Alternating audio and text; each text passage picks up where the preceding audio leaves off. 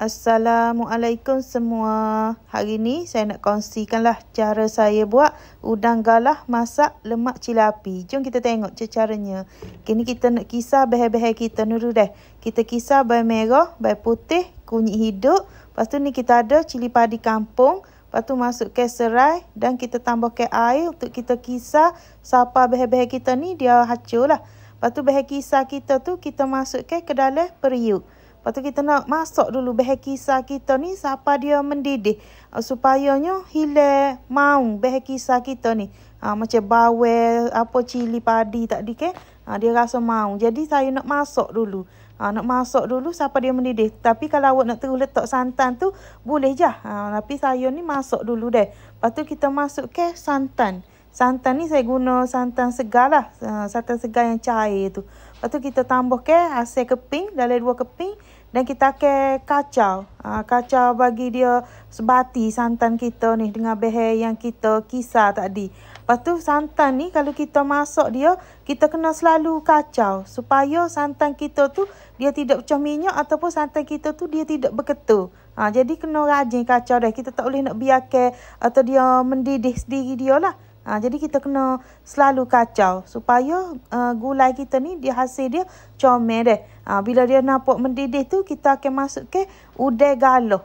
Ni udang galah memang saya atau saya jambu, saya besar. Saya beli ni dalam harga dia RM75. 70 ke RM75 lah gitulah sekilo deh. Yang saya buat ni hari ni dalam setengah kilo.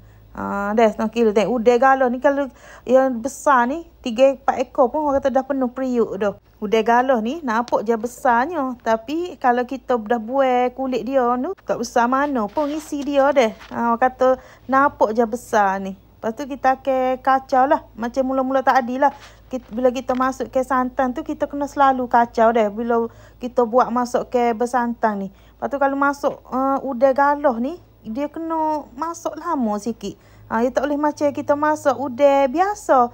Sebabnya kalau kita masak sekejap tu dia tak keluar lagi air udang dia tu. Kalau kita masak lama dia sedap.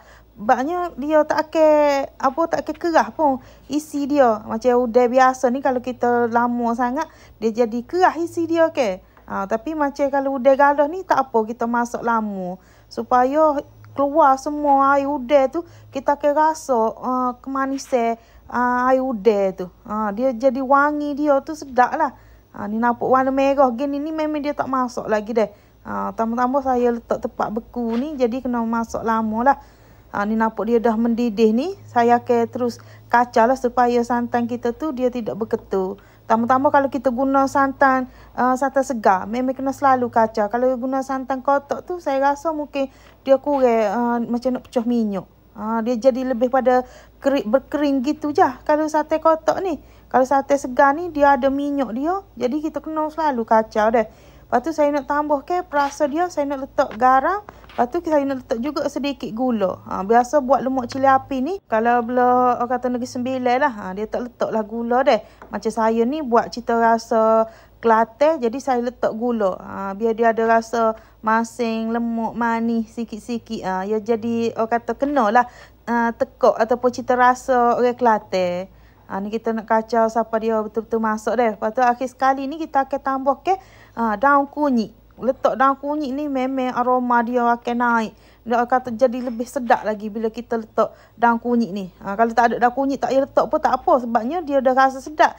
Sebab kita letak serai dalam masuk lemak cili api kita ni. Tapi kalau letak daun kunyit ni memang sedap lah. Ni kita nak tutup ke api lah. Bila dia kata dah betul-betul masak tu dah. Lepas tu macam kita buat gulai ni. Kalau kita terus makan selalu dia kurang sedap. Kita kena biar dulu. Biar kata kita panas ke sekali lagi tu ke. Dia akan serap rasa lemuk ni ke dalam isi udang tu. Dia jadi bertambah-tambah sedap. Ni saya nak makan dululah mula-mula masak tu. Lepas tu yang kali kedua tu bila saya makan yang saya panas ke tu memang sangat-sangat sedap. Dia rasa sangat-sangat deh. Saya ni memang sangat sukalah masak lemak cili api. Sebabnya dia rasa pedas, dia rasa wangi tu. Buat ke kita selera nak makan. Masak lemak cili api ni tak kira lah buat udang galah ke, ayam, ikan. Semuanya sedap. Asalkan kata lemak cili api.